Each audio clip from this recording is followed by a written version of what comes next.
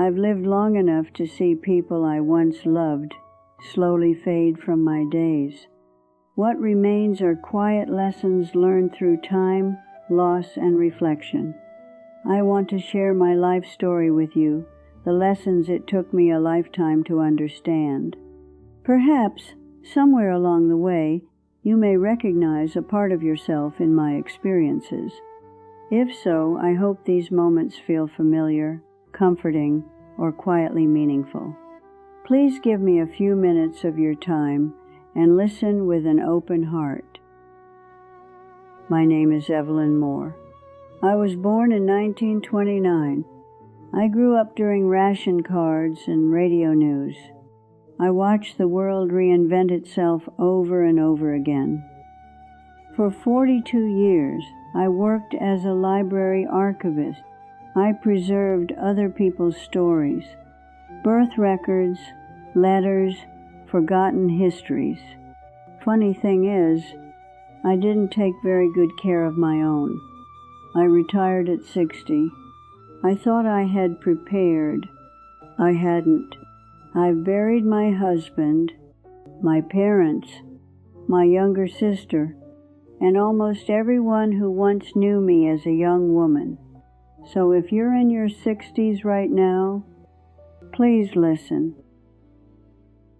When I was 60, I volunteered at the library and walked there every morning, 2 miles each way. No planning, no stretching. I carried boxes of donated books, climbed ladders, bent, lifted, reached. I thought that strength belonged to me. It didn't. By 76, my knees argued with every step. By 81, balance became something I negotiated with. By 85, a fall in my kitchen changed everything. Here's what no one likes to say. After 60, the body does not bounce back. It retreats. Muscle leaves quietly. Bone thins without asking permission. What you don't use, you lose, and you don't get it back the same way. Sometimes I look at old photos of myself, standing tall, arms full of books. I don't recognize that woman anymore. First lesson for you. If your body is still able to respond, cherish that. Take care of it. Listen to your body more. Strength is not permanent. It is only temporary.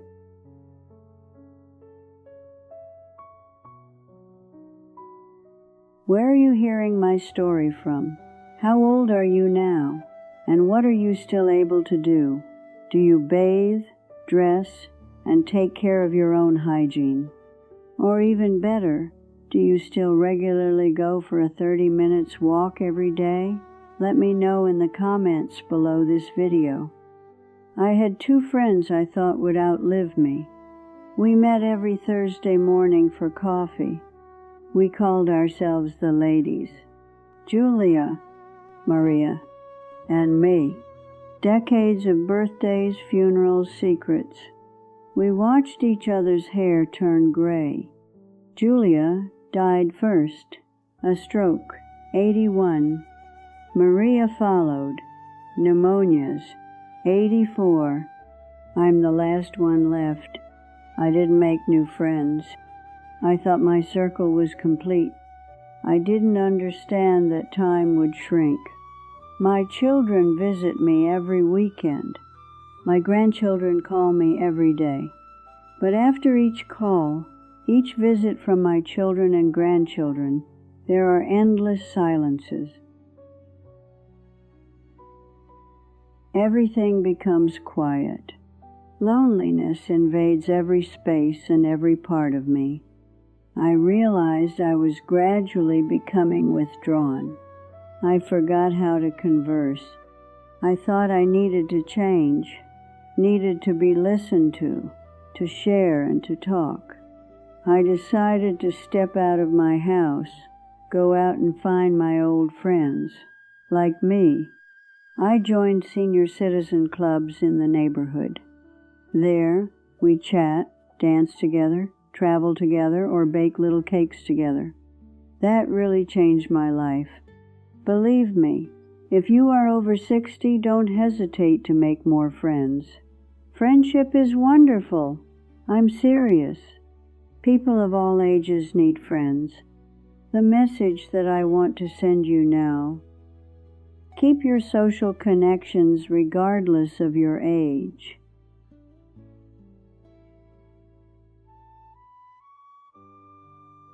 As I told you from the beginning, I retired at age 60.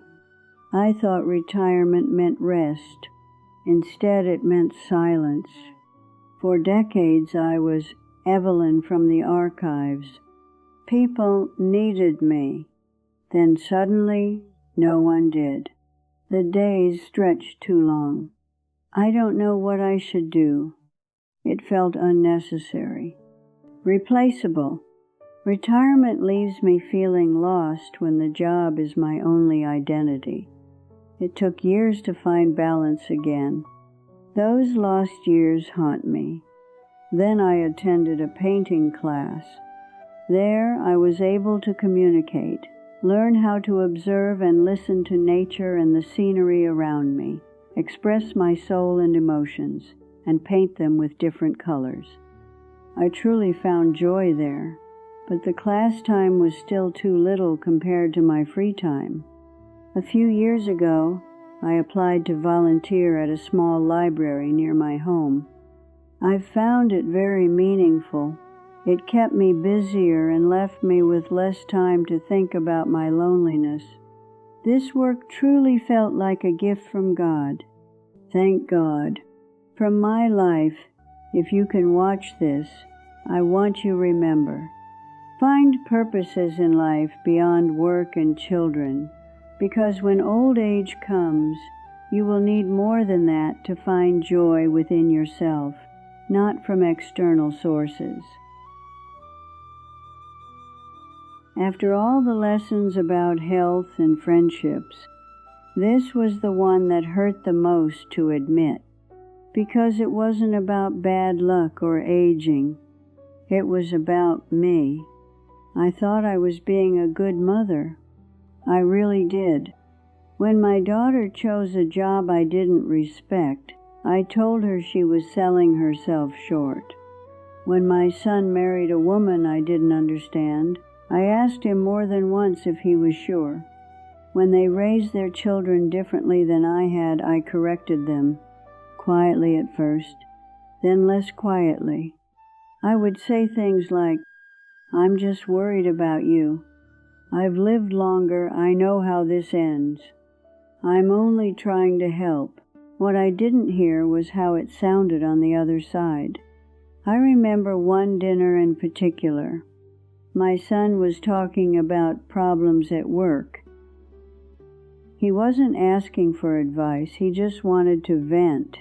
I interrupted him 3 sentences in and told him exactly what he should do.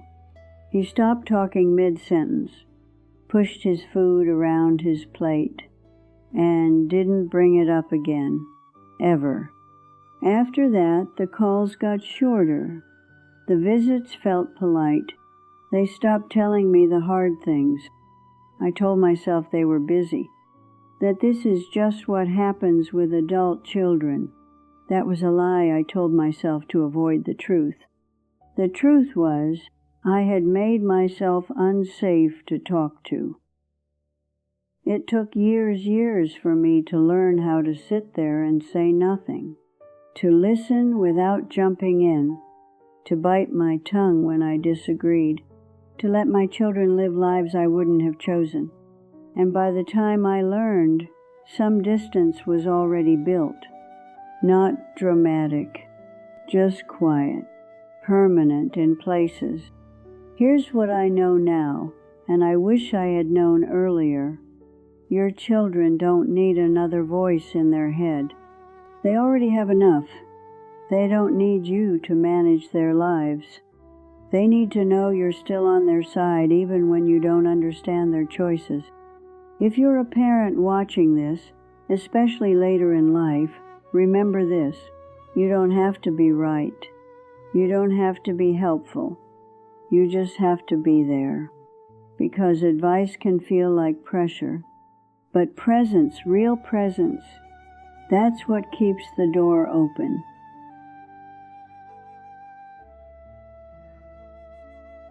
By the time you get old, memories don't disappear all at once. They fade quietly. Lesson 5 I want to share with you. Write everything down. I learned this by accident. In my 40s, I was helping my mother clean out our old family house. In the back of a closet, inside a worn shoebox, I found a small notebook. It was my father's diary. I had never known it existed. That night, I read it on the floor. Short entries, plain words. He wrote about losing his job and feeling ashamed, about loving my mother but not knowing how to say it, about worrying he wasn't a good father.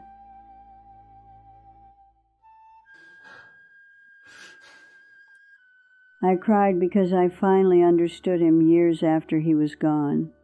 He died thinking I never really saw him, and I spent half my life misunderstanding the man who raised me. That notebook changed me. I decided to start writing my own life down after that. Not the big moments people brag about, the small ones, the kind you forget without noticing. I wrote about how my husband used to clear his throat before speaking when he was nervous, how my daughter always tapped her fingers on the table when she was thinking, how the house sounded in the early morning before anyone woke up. I wrote about dinners that went wrong, trips that got cut short, long drives where nobody spoke but everyone felt close anyway. I wrote about the good days, yes, but I also wrote about the hard ones, the arguments, the misunderstandings that lasted too long. The years when we lived under the same roof but didn't really hear each other. I didn't try to make myself look kind or wise. I just wrote what happened and how it felt at the time. Looking back now, I see something I couldn't see then. We didn't just live side by side. We carried each other through more than we realized.